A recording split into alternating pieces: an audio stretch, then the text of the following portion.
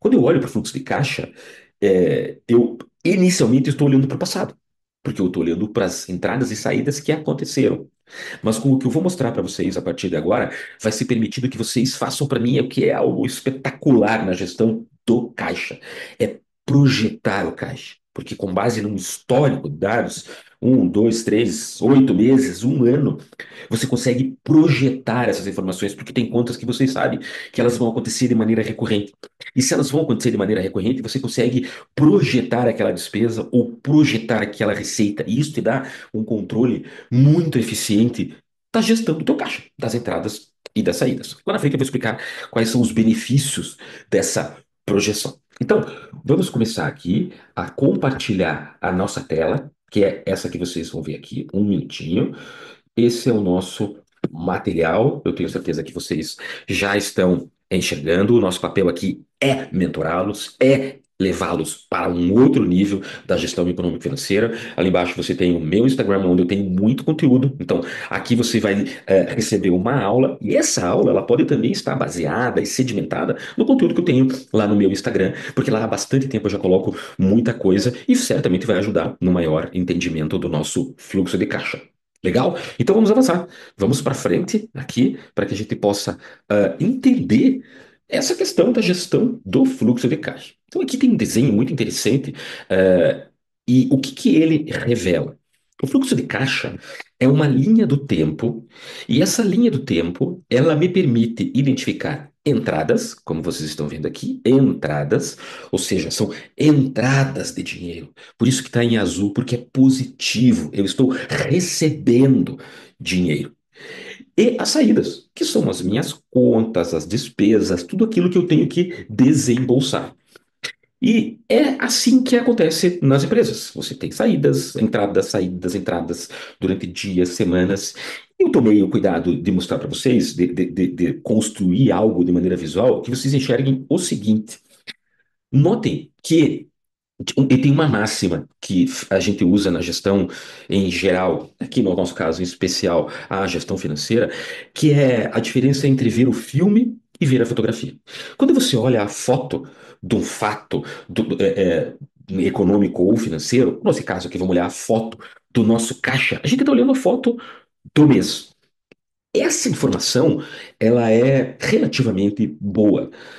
Mas a partir do momento que eu olho o filme, ou seja, a evolução dessa informação, eu consigo entender melhor se essa informação pontual, se essa fotografia é boa ou ruim, em relação ao passado, em relação ao futuro, em relação às metas.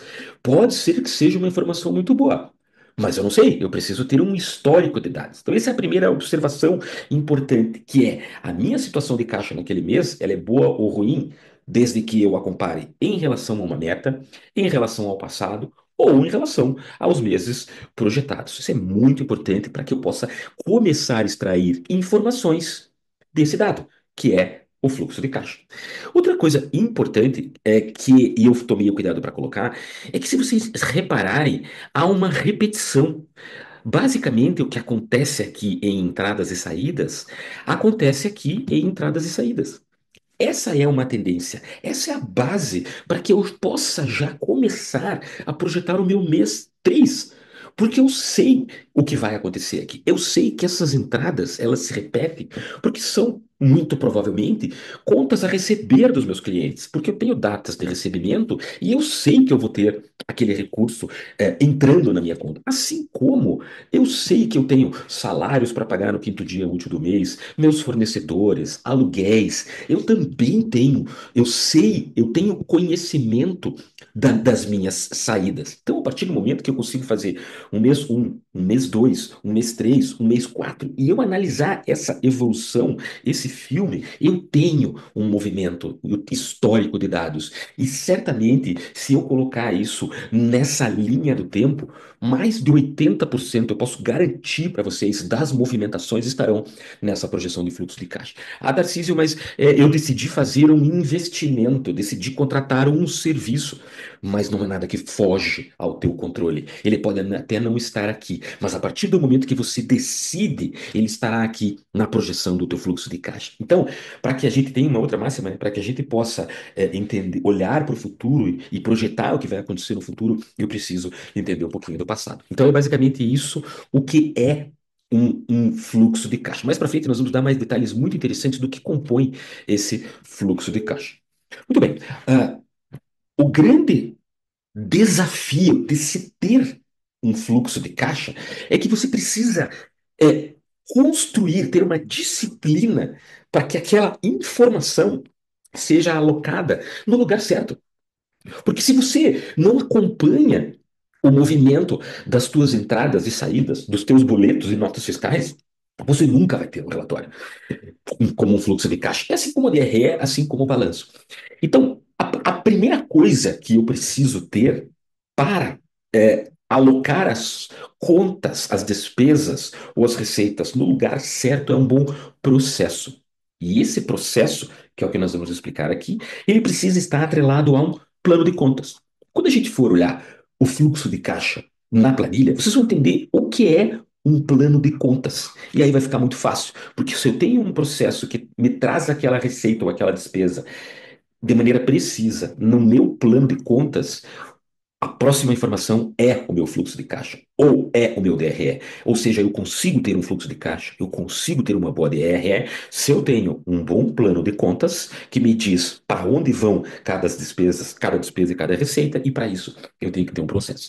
Eu fiz um exemplo aqui muito interessante, é uma metodologia muito legal, a gente chama de BPM, essa Business Process Modeling, que significa modelamento de processos de negócios. Quando você entende a sua empresa como um processo ou como vários processos, você tem uma riqueza muito grande e pode incrementar muito o controle dos seus negócios. E o que é interessante no processo?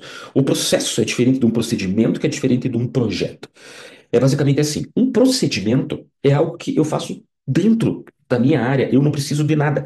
Eu corto, eu abro, eu prego, eu martelo, eu preencho um documento, eu faço sozinho. Isso é um procedimento.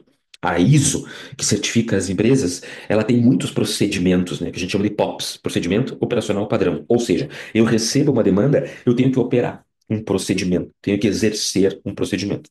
Quando a gente fala de projeto, projeto é uma coisa que tem começo, meio e fim.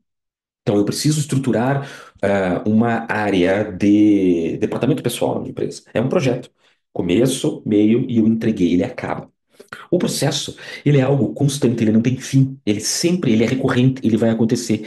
E o mais legal para você entender esse processo é que ele acontece entre as áreas. E aqui a gente pode ver bem isso quando a gente tem as áreas envolvidas nesse exemplo desse processo. Então a gente tem aqui a área de compras, o financeiro e o dono da empresa, o CEO, o diretor. Enfim, isso aqui é um exemplo. Então, trazendo para a realidade essa interação entre as áreas, você tem os processos. E nessa modelagem de processo, o que vocês enxergam na horizontal aqui, ó, que parece uma. Pense que essa tela é uma piscina e essa piscina é composta por raias. Lembra das raias dos nadadores? É exatamente esse conceito. Então, eu tenho uma raia para o gerente de compras, uma raia para o financeiro e uma raia para o dono da empresa. E os processos, eles acontecem dentro da minha área, o que eu estou fazendo, a gente estou colocando aqui um exemplo, mas isso pode acontecer, pense hierarquicamente, eu posso ter um analista, um assistente, um gerente, mas aqui vamos pensar primeiro, inicialmente, só nas áreas. E esses momentos de interface entre as áreas é que são muito importantes. Então, vamos pensar nesse exemplo, que é um exemplo bastante simples, mas muito, já pode até ajudar vocês desde já na empresa de vocês. Eu tenho um movimento, um acompanhamento de fatos aqui. E normalmente um processo ele começa com um círculo e um círculo verde e ele termina com um círculo vermelho. Cada quadrado são ações, atividades. E os losangos são perguntas e as respostas precisam ser sim ou não. Então vamos acompanhar esse processo para ver que interessante. Então aqui o gerente de compras ele fez uma compra. E quando ele fez essa compra, não importa do que, não é o caso ainda, ele informa esses dados dessa compra para o departamento financeiro. departamento, e seja isso pode ser um sistema, isso pode ser uma planilha, pode ser um e-mail, algo que é muito importante, porque aqui é o momento em que uma área está conversando com a outra. Aqui é o momento onde a gente enxerga uma não conformidade, onde pode atrasar, ou pode não acontecer, ou o processo pode não passar por aqui. Então, a partir do momento que eu estabeleci que esse processo precisa seguir esse caminho, eu tenho que acompanhar se o processo está acontecendo. Então, esse é um momento muito importante e crítico. No momento em que o financeiro recebe os dados, a primeira coisa que ele vai fazer dessa compra é verificar se essa compra está dentro de uma política. Por exemplo, Tarcísio, mas o que significa política? Significa regras. Se essa compra ela excede o volume ou o número máximo que essa pessoa pode comprar, se está dentro da alçada dela, se está dentro das nossas condições de pagamento, quem tem e estabelece essas regras é o financeiro. Se por acaso essas regras, ou alguma coisa dessas regras, não estão exatamente acordadas ou foge da política estabelecida ou da alçada dessa pessoa, eu sugeri um caminho aqui, mas a gente pode ter caminhos alternativos. Nesse caso, como fugiu da alçada do gerente, ele mandou para o dono: Dono, aprova? Não, não aprovo. Então eu volto com essa informação e, consequentemente, o que que eu vou fazer? Se ele não aprovou, eu vou ter que voltar para o Compras para falar: ó, Compras, eu preciso de uma nova solicitação de um novo processo dentro da política. Esse é um caminho. Outro caminho seria, dependendo da maturidade da empresa, se não está dentro da política, o gerente financeiro pode voltar direto para ele e falar: "Ó, isso aqui não está dentro da política." Aí a gente começa a identificar as alçadas e as responsabilidades de cada um. Por isso que muitas vezes, quando os donos das empresas dizem que eles estão sobrecarregados, é porque há um conflito de pessoas fazendo as coisas, de maneira errada. Por exemplo, olha nesse processo como o dono, ele só se envolve nessa compra uma vez. Sim ou não? E eu poderia ter processos em que essa turma que tem bastante autonomia, cedidas e acordadas por regras ou por políticas, que ele poderia nem participar nesse momento. Ele poderia participar lá na frente do orçamento do ano. Mas, para exemplificar, eu acho que esse exemplo é bem bacana. Então, o processo segue, e se ele estiver dentro da política, eu lanço essa compra no meu sistema, na minha conta contábil. Por exemplo, se eu comprei materiais de limpeza, dentro do meu plano de contas eu vou ter despesas fixas. E lá eu vou ter uma conta materiais de limpeza, por exemplo. E eu preciso que essa informação alimente o meu fluxo de caixa, a minha DRE lá. Então, o financeiro, ele vai fazer esse lançamento, ele programa o pagamento e o processo. Acabou. Tarcísio, mas por que que isso aqui está em amarelo?